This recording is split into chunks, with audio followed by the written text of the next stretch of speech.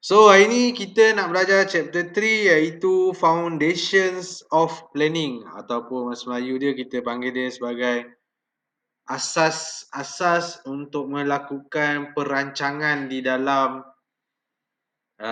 kita punya pengurusan syarikat lah. So apakah benda-benda basic yang kita nak tahu. Alright. So first kita kena tengok dulu apa benda definition for planning ni. Dia kata planning ni is a primary managerial activities that involve tiga perkara di bawah ni lah. Tiga perkara yang dinyatakan lah. First one is planning ni is about defining the organization's goals. Maksudnya dalam planning ni lah kita akan kita akan menetapkan apakah matlamat yang ingin dicapai oleh syarikat. Kedua, dalam planning juga kita akan establish an overall strategy for achieving those goals. Maksudnya dalam planning ni juga kita akan merangka strategi-strategi untuk mencapai matlamat yang telah ditetapkan. Dan yang ketiga, developing plans for organizational work activities. Maksudnya di dalam strategi tersebut, dalam strategi yang kita dah rancang, dalam strategi itu kita akan buat aktiviti-aktiviti kerja untuk melaksanakan strategi yang telah dirancang dan seterusnya mencapai matlamat syarikat. So tiga benda ni, tetapkan matlamat, buat strategi dan kemudian buat aktiviti di dalam strategi yang telah dirancang. So itulah benda-benda yang berlaku di dalam planning. Planning ni dia terbahagi kepada dua jenis. The first one we call it as formal planning ah. So apa yang ada dalam formal planning ni, dia kata formal planning ni is a specific goals covering a specific time period. Maksudnya formal planning ni kita dah ada satu matlamat yang secara spesifik.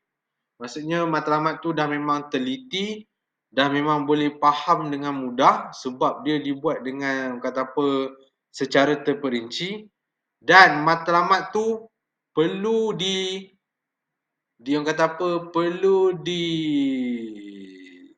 matlamat tu perlu dicapai dalam masa yang telah ditetapkan lah. Formal planning ni ialah untuk kita capai matlamat yang spesifik dalam tempoh masa yang telah ditetapkan. Formal planning juga mestilah dicatat, bukan dicatat ditulis. Kalau zaman sekarang dah tak ada tulis-tulis lah. Zaman sekarang ni kita type dekat komputer, lepas tu kita cetak dan kemudian kita bagi kepada semua orang yang bekerja dalam syarikat tu untuk baca dan memahami matlamat yang telah ditetapkan. Ini formal planning. Kita set goal yang spesifik, kita set specific time period, dan formal planning ni mestilah dicetak dan diedar kepada semua orang yang bekerja dalam sesebuah syarikat tersebut.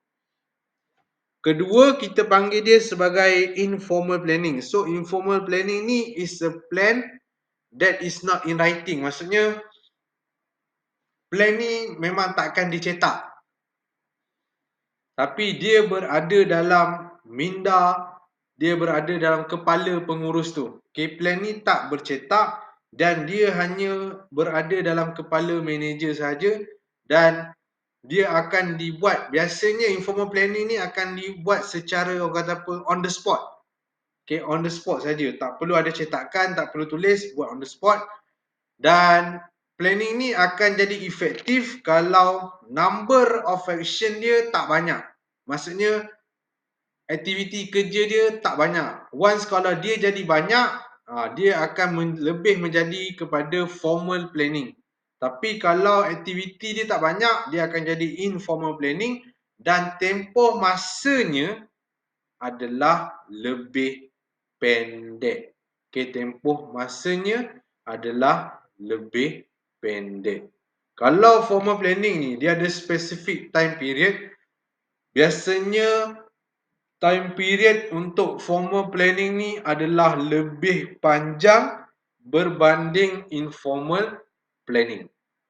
Okay? Alright, next. Kenapa kita perlu buat planning dalam organisasi kita? Okay, ini reason dia.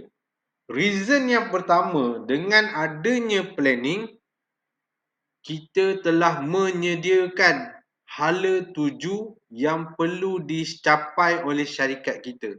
Provide direction. Okay, kita dapat menyediakan hala tuju yang ingin dicapai oleh syarikat kita. So, pekerja-pekerja kita, dia akan tahulah apa yang syarikat kita nak pada masa akan datang. Second one, dengan adanya planning, kita dapat mengurangkan uncertainty ataupun ketidakpastian. Ketidakpastian ni boleh berlaku apabila orang ataupun pekerja tidak tahu apa benda yang diorang kena buat. Diorang jadi blur, tak tahu apa kena buat. Kemudian dengan planning juga, kita dapat kurangkan, minimize waste and redundancy. Maksudnya kita dapat mengurangkan pembaziran dan dapat mengelakkan daripada berlakunya kerja yang berulang-ulang. Redundancy ni merujuk kepada kerja-kerja yang berulang-ulang. Yalah, bila kita dah ada planning, kita dah ada benda yang bercetak dan kita boleh tengok benda tu, so kita boleh detect sama ada kerja yang kita bakal nak buat tu adalah satu kerja yang berulang ataupun tidak. Sebab kalau kerja yang berulang ni, dia boleh menyebabkan pembaziran masa dan juga pembaziran tenaga. So, kita tak naklah berlaku benda tu. Dan planning juga, dengan planning juga, kita dapat set satu standard khas untuk melakukan controlling. Maksudnya kat sini ialah kita telah menetapkan satu tahap apakah yang perlu dicapai oleh syarikat untuk menentukan bahawa kita sedang menuju ke matlamat yang diinginkan oleh syarikat. Okay, kita set satu tahap supaya kita tahu apa yang syarikat nak capai dan kita boleh kawal. Maksudnya kalau ada macam contohnya, kalau macam ada pekerja tak buat seperti apa yang dirancang, so kita boleh datang tegur, bagi tahu dia, apa yang kau buat ni tak betul. Kau sepatutnya buat macam ni, seperti mana yang kita rancang, barulah kita boleh capai matlamat syarikat. Okay, itu reason keempat kenapa kita buat planning. Okay, sekarang ni kita nak tengok jenis-jenis plan. Types of plan. Okay, kita nak tengok dia. First, kita ada nama dia strategic plan. Dan strategic plan ni sebenarnya dia adalah satu plan yang general yang diguna pakai oleh semua orang di dalam organisasi. Apply to the entire organisation. So strategic plan ni satu plan yang umum yang harus diguna pakai oleh semua orang. Okay. This strategic plan is establish the organization's overall goals. Maksudnya strategic plan ni dia adalah satu plan dengan satu tujuan khas untuk mencapai matlamat umum syarikat. Okay, untuk mencapai matlamat umum syarikat. Dan strategic plan ni dia dihasilkan untuk orang kata apa, to seek the position of the organisation in terms of its environment. Okay, seek to position the organisation in terms of its environment ni maksudnya macam ni. Kita kena buat satu strategic plan yang ada kena mengena dengan bidang perniagaan kita. Contohnya, kalaulah bidang perniagaan kita ni berkenaan dengan pakaian sukan, so kita punya strategic plan should be about apa ni orang kata apa, pakaian sukan lah. Kamu tak boleh lah tiba-tiba bidang perniagaan kamu pakaian sukan, kamu pergi buat benda yang berkaitan dengan makanan. So tak kena, dia tak relate. So strategic plan should be relate dengan kita punya bidang bisnes. Dan strategic plan memang akan cover extended periods of time. Maksudnya strategic plan ni dia biasanya memang akan mengambil tempoh masa yang lama. Alright, so strategic plan ialah satu plan yang umum, okay, yang diguna pakai untuk kata apa, yang diguna pakai oleh semua orang dalam organisasi. Dan strategic plan ni juga dia akan menentukan bisnes kita ni nak buat apa sebenarnya dan mengambil tempoh dalam jangka masa yang agak panjang. Okay, itu strategic plan. Kalau tactical plan pula, dia specify the details of how the overall goals are to be achieved. Kalau strategic plan tadi tu umum, tactical plan ni lebih spesifik. Sebab dalam tactical plan, kita akan merangka planning yang lebih detail tentang bagaimana kita nak mencapai matlamat syarikat. Okay, planning yang lebih detail tentang bagaimana kita nak mencapai matlamat syarikat, dan tactical plan ni kebiasaannya tempohnya adalah lebih pendek. Okay, itu tactical plan. Right. Okay, specific plan pula. Specific plan ni dia kira macam anak kepada tactical plan. Okay, dan plan ni adalah satu plan yang is very clearly defined and leave no room for interpretation. Maksudnya plan untuk specific plan ni dia memang dah jelas sejelas-jelasnya. Okay, jelas sejelas-jelasnya dan tak ada dan patutnya specific plan ni tak ada ruang langsung untuk diperbetulkan apa-apa lagi. Dah tak ada ruang apa dah. Maksudnya apa yang telah dirancang tu dah memang detail gila. Right, semua dah dijelaskan dan tidak sepatutnya masih berlaku pembetulan. Kalau masih lagi berlaku pembetulan, maka dia tak dipanggil sebagai specific plans.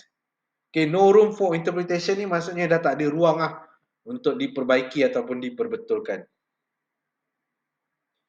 Okay, directional plan pula. Okay, directional plan is a plan that is flexible. Okay, plan that is flexible and can set out general guidelines and provide focus, yet allow discretion in implementation. Okay, directional plan ni dia macam ni.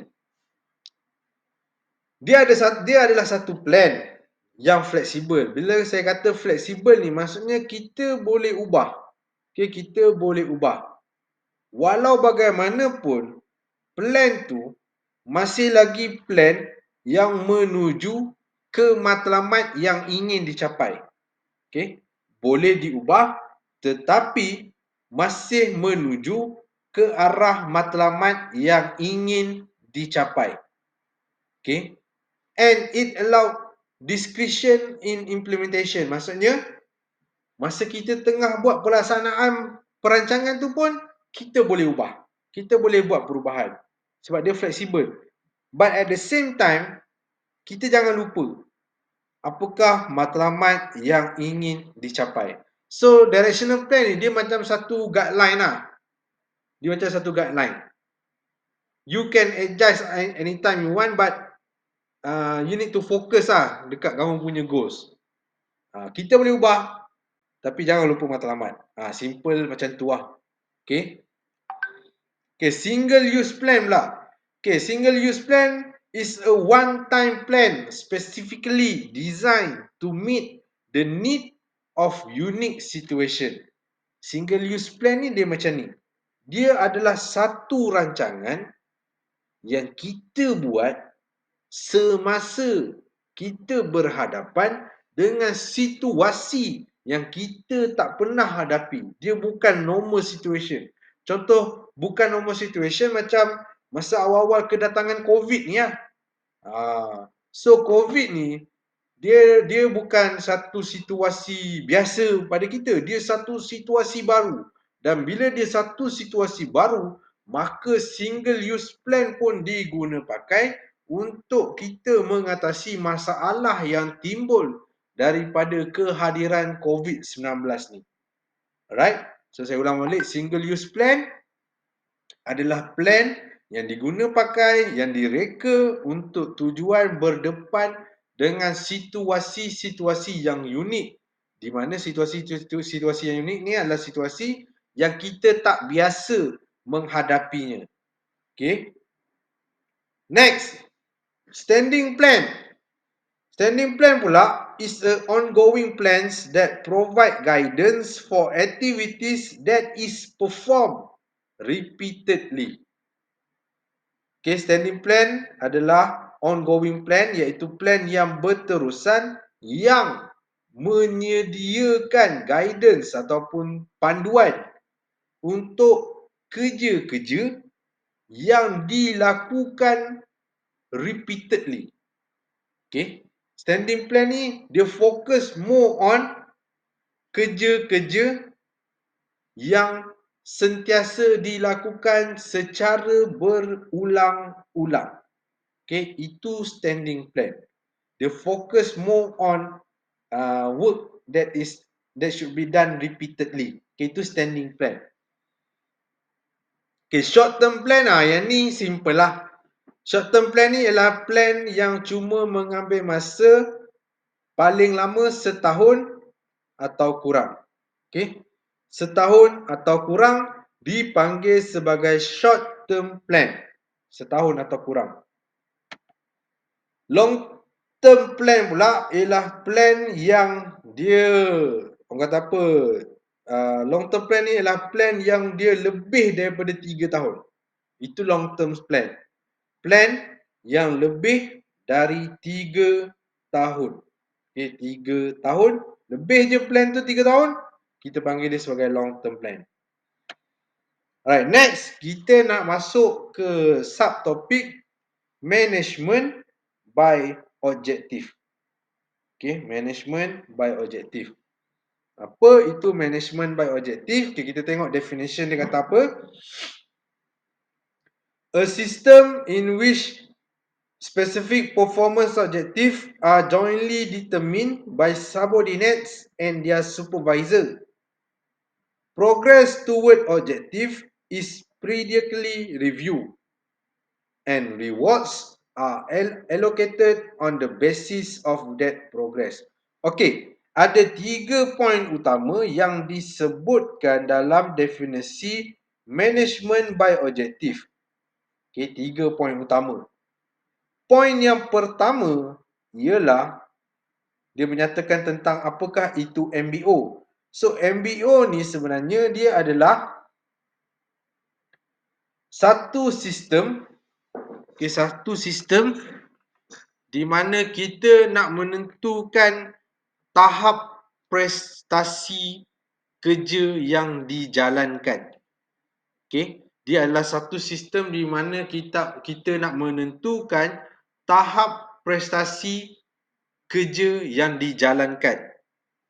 Dan tahap prestasi kerja yang dijalankan ni akan ditentukan oleh 2 kumpulan, iaitu subordinates and supervisor. Subordinate ni merujuk kepada employee dan supervisor ni penyelia lah. Maksudnya 2 pihak ni, 2 kumpulan ni, diorang akan berbincang bersama-sama untuk menentukan apakah tahap prestasi yang perlu diorang capai. Okey, tahap prestasi yang perlu diorang capai. Kemudian, poin yang kedua. Okey, progress toward objective is periodically review. Maksudnya, tahap prestasi tu perlu diukur secara berkala. Secara berkala. Secara berkala ni boleh jadi sebulan sekali check, ataupun 2 bulan sekali check, ataupun 3 bulan sekali check.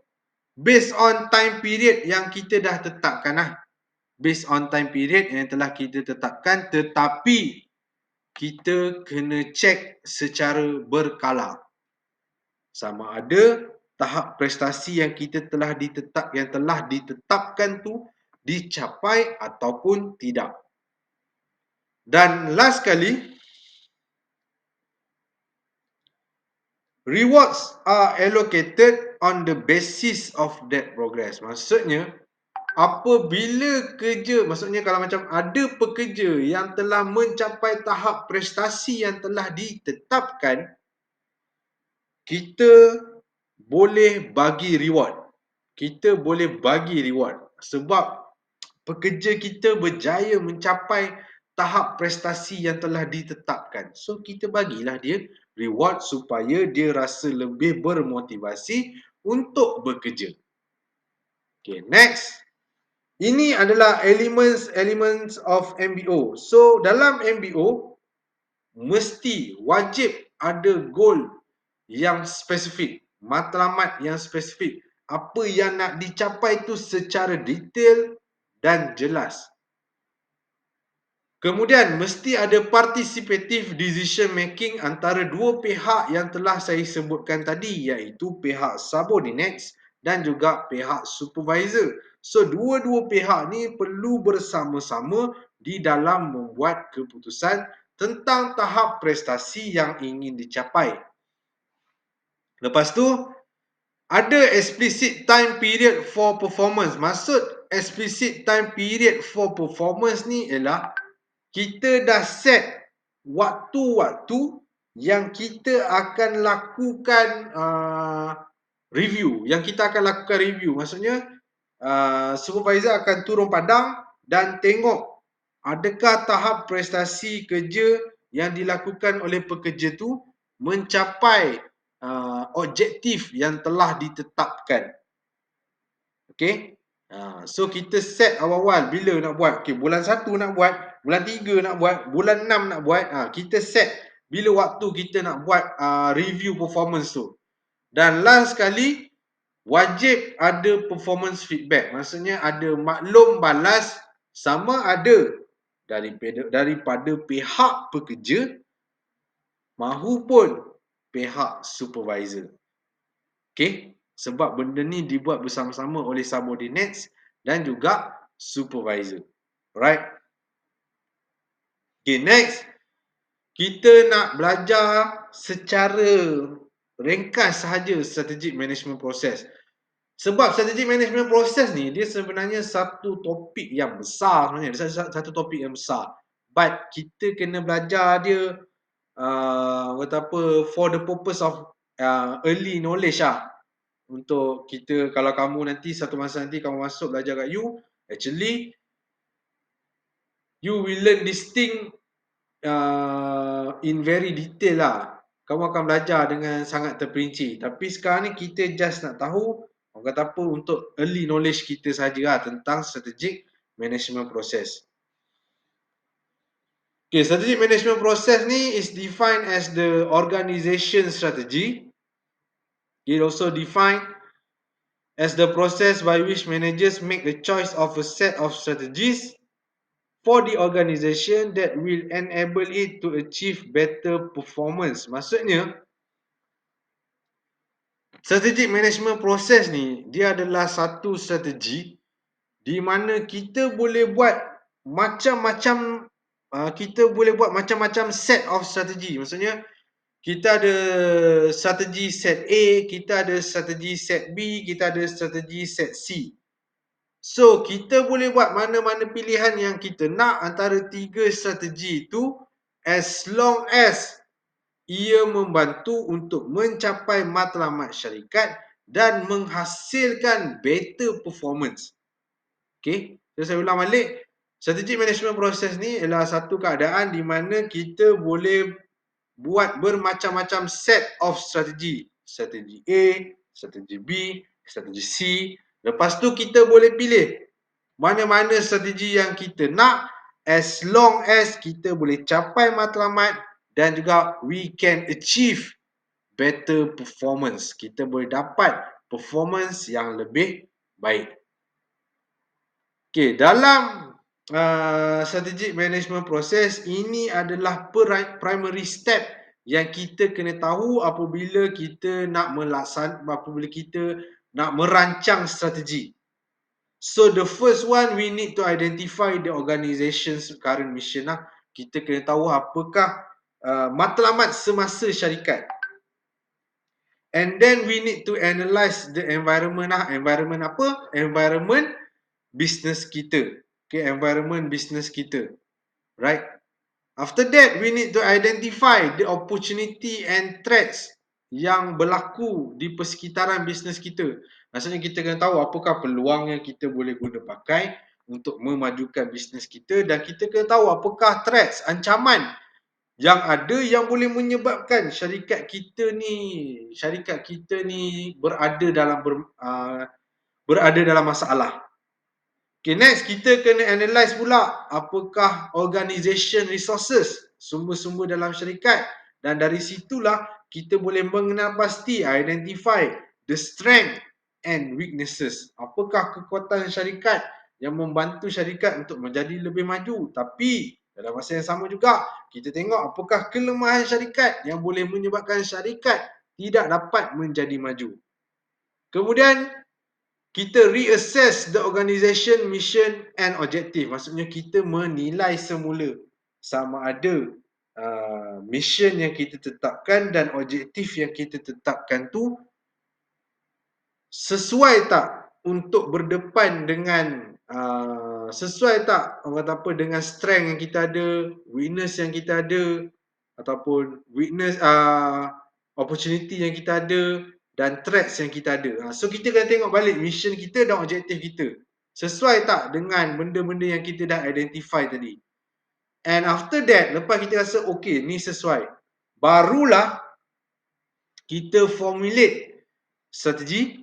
Maksudnya kita bina strategi, lepas tu kita implement strategi, kita melaksanakan strategi, and after that, the final one, we evaluate the result.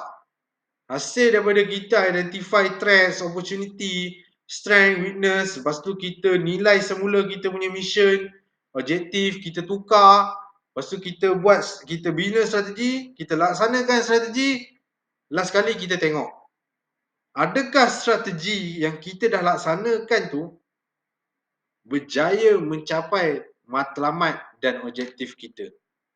Okay? So inilah dia langkah-langkah utama yang perlu dilakukan di dalam strategic management process. Habis chapter 3.